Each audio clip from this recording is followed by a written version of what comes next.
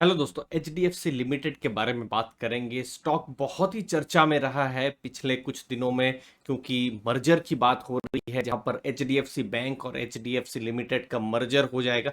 लेकिन मर्जर तो दूर की बात है, अभी फिलहाल तो अभी सबसे इंपॉर्टेंट है देखना कैसा बिजनेस हो रहा है एचडीएफसी लिमिटेड का। तो आज हम बिजनेस को अंडरस्टैंड करेंगे एचडीएफसी लिमिटेड के। तो देखिए, अभी आप शेयर प्राइस देखेंगे तो जब ये मैं वीडियो बना रहा हूँ 2219 के पास है। तो रिटर्न क्या दिया है एचडीएफसी लिमिटेड में, तो अगर एक साल का डेटा देखेंगे तो नहीं दिया हुआ है। 12.5% स्टॉक प्राइस नीचे है। 2022 अगर स्पेसिफिकली आप बात करें तो दोनों ही एचडीएफसी स्टॉक, एचडीएफसी और एचडीएफसी बैंक, दोनों जिसका मर्जर होने वाला है, दोनों का ही रिटर्न बहुत अच्छा नहीं रहा है। 2022 में भी आप देख सकते हैं 15.8% का नेगेटिव रिटर्न है। तो क्या ये सब चीजें चेंज होगी? तो अभी ध्यान देना है कि कैसा बिजनेस चलेगा, जिसके बारे में बात करेंगे। तो आप नोट करके रखिए, मई 2 सोमवार का दिन है, मई का महीना है, और मई का महीना शुरुआत होगा एचडीएफसी लिमिटेड के रिजल्ट्स के साथ, और साथ साथ एचडीएफसी डिविडेंड भी डिक्लेयर करने वाला है। तो इन सब चीजों को हम आपके सामने आपके चैनल अर्ली फाइनेंशियल आजादी में लेकर आएंगे। अब काम क्या करती है? तो होम लोन रिलेटेड बिजनेस है, और आप देखेंगे 6 लाख करोड़ से ऊपर की उन्होंने लोन आउटस्टैंडिंग आपको देखने को मिलेगा। अब चिंता कब होती है? स्टॉक प्राइस नीचे जा रहा हो और बिजनेस ना ग्रो कर रहा हो। तो क्या बिजनेस ग्रो कर रहा है? तो आप देख सकते हैं इंडिविजुअल लोन 16% के हिसाब से बढ़ी है। मतलब लगभग आप इसको मान सकते हैं 4.5 साल में लोन्स डबल हुई है। कॉस्ट टू इनकम रेशियो 8.1% का है, और प्रॉफिट्स आप देखेंगे 5 साल में 21% का यहां पर बढ़ा हुआ है एचडीएफसी लिमिटेड का। अब जो बिजनेस है वो है होम लोन का, मॉर्गेज का। तो जब आप पूरे दुनिया के साथ कंपेयर करते हैं इंडिया को, ये मैं इंडस्ट्री एनालिसिस आपको बता रहा हूँ, तो इंडिया में 11% है ये जो मॉर्गेज, ऐसे परसेंट ऑफ नॉमिनल जीडीपी। मतलब 100 रुपए अगर समझ लीजिए जीडीपी है, तो उसमें जो मॉर्गेज है उसका 11% हिस्सा है। और सिमिलरली आप कंपेयर करेंगे, यूएस 52% हिस्सा है, फिर ऑस्ट्रेलिया 56%, यूके 68%। तो वहां पर मॉर्गेज बहुत ही लिया जाता है। तो इंडिया में अभी भी मॉर्गेज का एक तरीके से बहुत पर्कुलेशन होना बाकी है, और ये एक पूरे सेक्टर के लिए एक बहुत बड़ी अपॉर्चुनिटी फ्यूचर में हो सकती है। तो ये एक डेटा है एचडीएफसी लिमिटेड के बारे में। अब जो लोन्स हैं वो किसको देती है एचडीएफसी लिमिटेड? तो मैक्सिमम लोन्स जो जाती है आपको, अगर आप को अपना घर नया लेना है, आपका घर का इम्प्रूवमेंट करना है, तो ये इंडिविजुअल लोन्स जो है वो 79% जाती है। फिर आपको तो उन्होंने लोन दी, फिर कॉरपोरेट को जाती है बट बहुत ज़्यादा नहीं जाती है।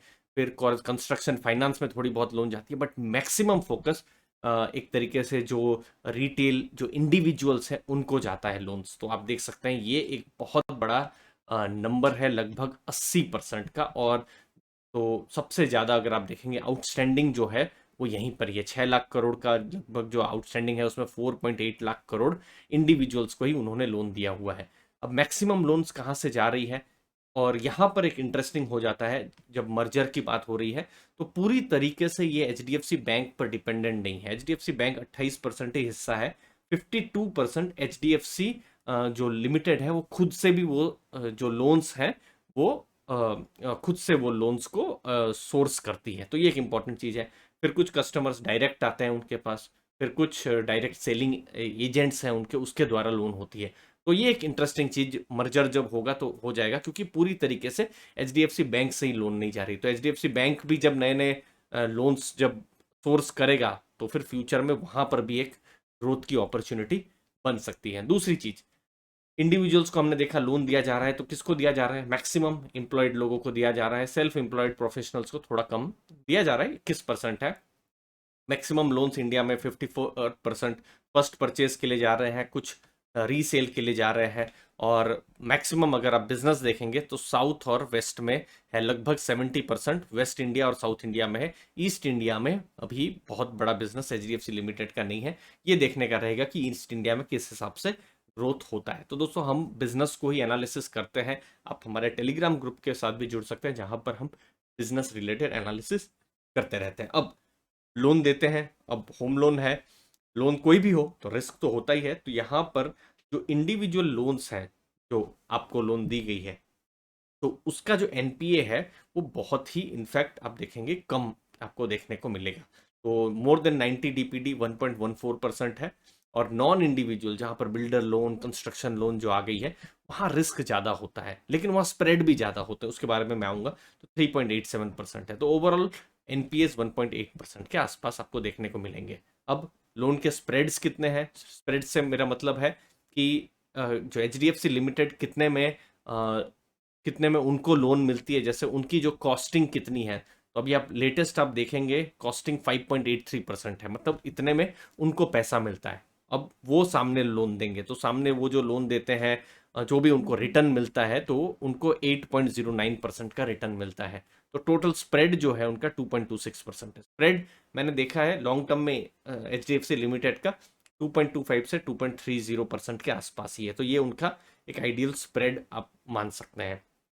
इंडिविजुअल लोन्स बहुत बड़ा स्प्रेड नहीं होता है, 1.93%, थोड़ा रिस्क कम होता है।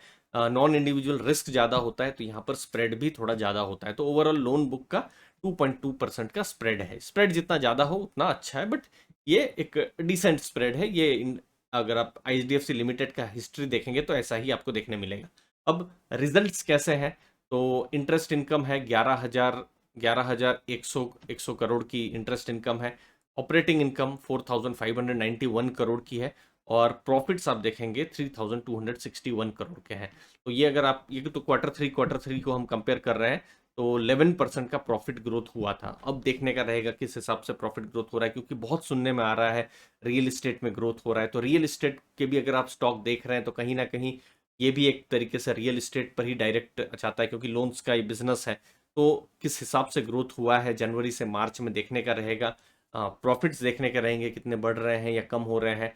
साथ साथ इंटरेस्ट इनकम कितनी बढ़ रही है, कम हो रही है, हमको देखने को मिलेगा। तो ये सब कुछ इंपॉर्टेंट नंबर्स होंगे, चाहे वो प्रॉफिट एंड लॉस स्टेटमेंट के हो, स्प्रेड्स के नंबर हो, इंडिविजुअल प्रोफाइल में कुछ चेंजेस हो रहे हैं या नहीं हो रहे हो, ये सब इंपॉर्टेंट नंबर्स होंगे। तो दोस्तों, वीडियो में हमने मर्जर की बातें बहुत नहीं की है, उसके बारे में हमने पहले भी डिस्कस किया हुआ है।